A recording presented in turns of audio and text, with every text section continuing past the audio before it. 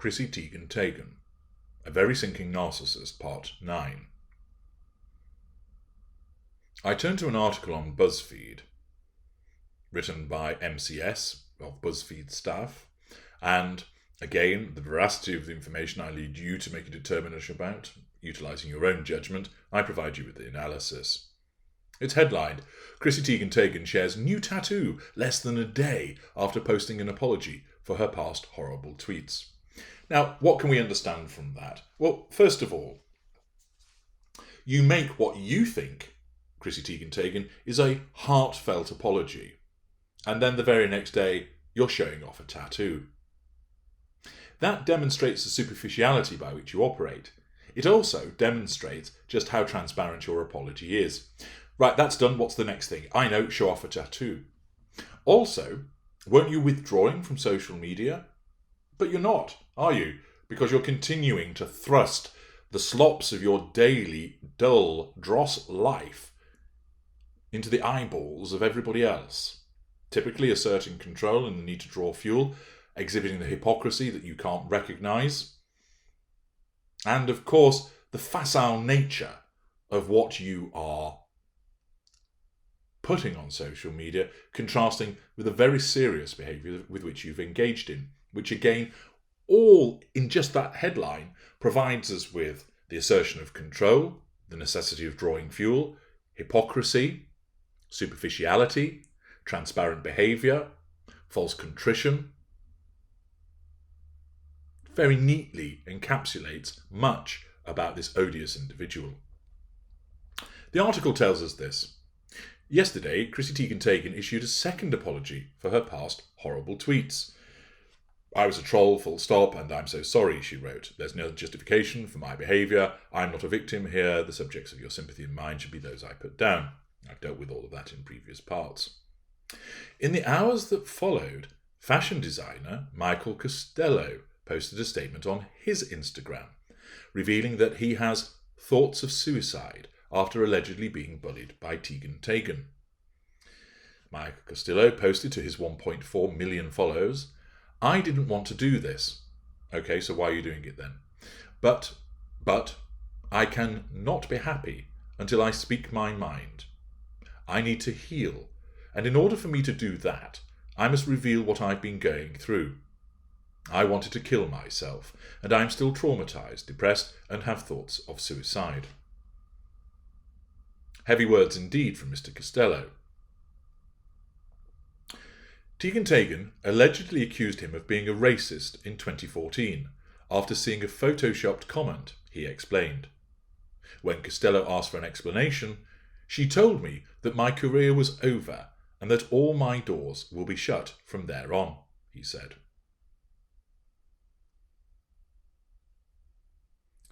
He goes on to write, for the past 7 years, I've lived within a deep, unhealed trauma.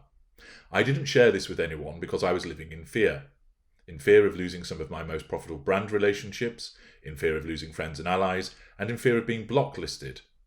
I think he means blacklisted, even more by the power elites who run the industry.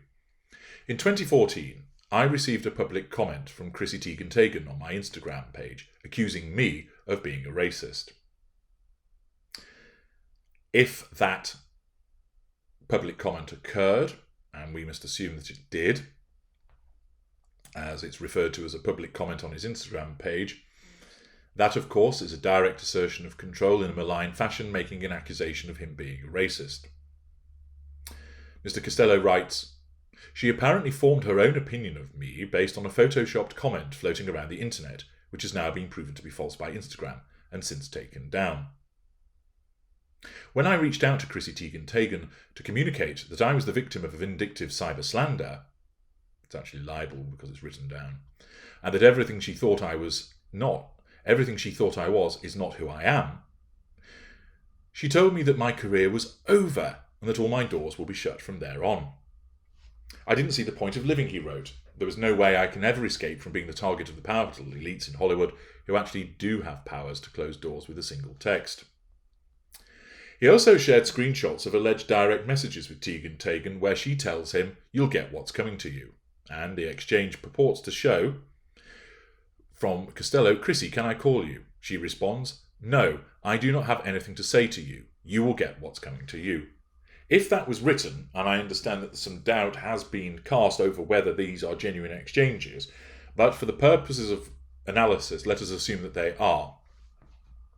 Her response is a rejection of the threat to control, where he asks to call her because he wants to, in effect, pin her with accountability.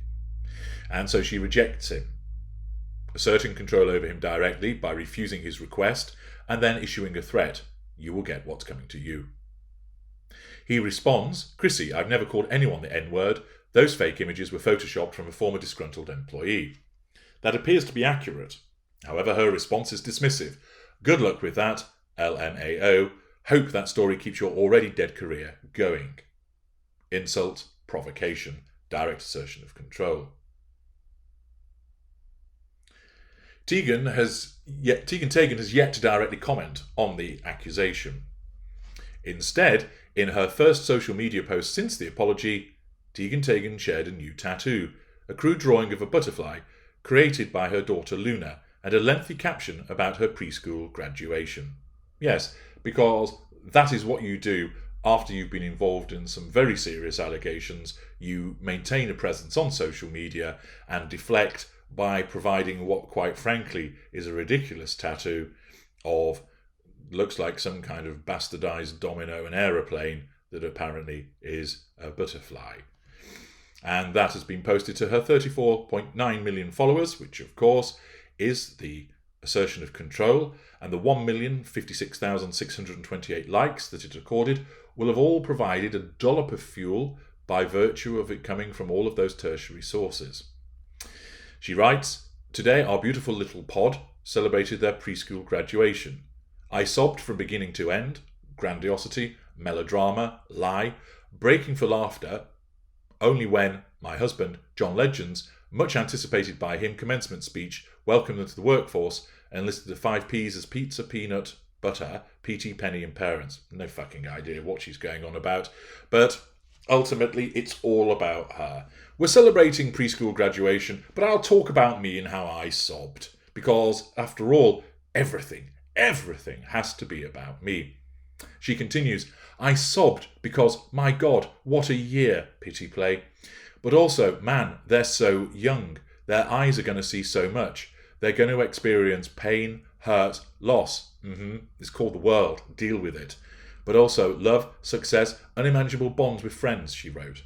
Of course, this is the slops of this goon's mind just spilling over, telling us the very obvious things that we all know about, that the world is difficult, but the world is also filled with good things too. But of course, from her lofty position of former queen of Twitter, receiving satellite signals from around the world on her ridiculously sized face, she of course has to tell everybody this because of her sense of entitlement. I'm going to tell you all about these things that they're going to see, even though, of course, you already know all of this, and I'm not adding anything new. But I need to tell you this because I need to matter. I need to be important. Although she doesn't realise this, she thinks that she is being a kind person. And of course, how can you be a kind person, Chrissy Teigen? You tweeted repeatedly, thousands of times, expressing hatred and ridicule and nastiness towards people. You are not a good person. I know I'm not. I do good things, but I don't describe myself as a good person because I recognise that I'm not, but because of the type of narcissistic psychopath I am. I don't go around with pity plays and that particular facade management. The reason being, I'm aware of what I am. She is unaware of what she is, and she honestly thinks that she's a good person. And if you were to go to her and say, hey, Moonface, listen up. This shit you're talking, look, you have spouted no manner end of awful tweets and messages towards people, and then you hold yourself out as being kind and crying your heart out for the children. Don't you see the hypocrisy in that? I realise I've made mistakes, but I've changed. I honestly have. I went to some therapy, and then I baked some cookies, and then I went and did some more therapy, and then I sat down and I sewed a little bag for snails to sleep in when they're cold at night. And then I did some more therapy, and then I looked in the mirror and realised I need to put 2 mirrors side by side so that I can see myself. And then I did some more therapy. Deflection, promised gain, promised change. She cannot see it. She continues with this word salad. Then I thought about what I've learned just in the past few months. Sweet fuck all, actually. And I feel a wealth of gratitude for life alone, grandiosity, and those unimaginable bonds. To the people that never let up with the texts, to my diamond painters, the ones who wanted to give me space, the girls who wiped the snot, and my fucking rock of a husband, my God, I love you. Flattery, assertion of control. I pray all our little pod tots, what? Collect real ones all their lives. What? May they forever grow and learn, and maybe a little bit messy in the process. Luna drew this butterfly on me today, and it seemed fitting to make permanent.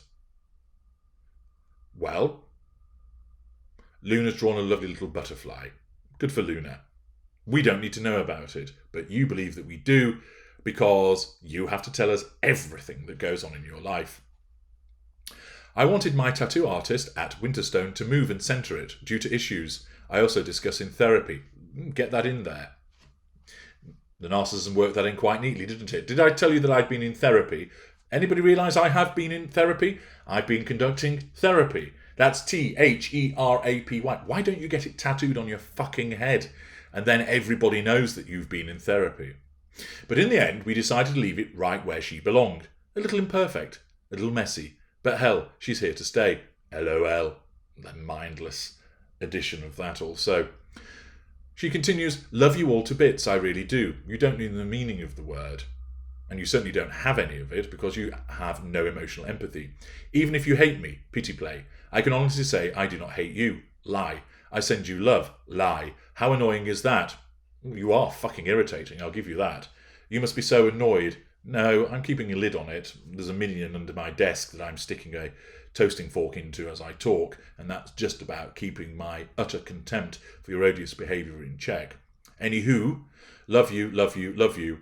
Here's to the messes in progress. And you can see that immediately the flippancy of all of this language after the supposed contrite and serious apology, and it's straight back to business as usual.